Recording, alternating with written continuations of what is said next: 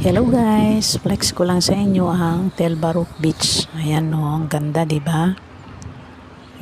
Ganda ng paligid. Malinis ang dagat. At meron siyang restaurant sa gitna. Telbaruk Blue Telbaruk Beach.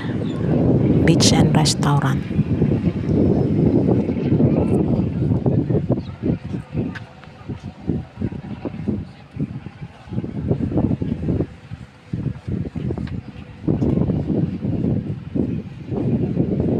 Yan, ang ganda-ganda.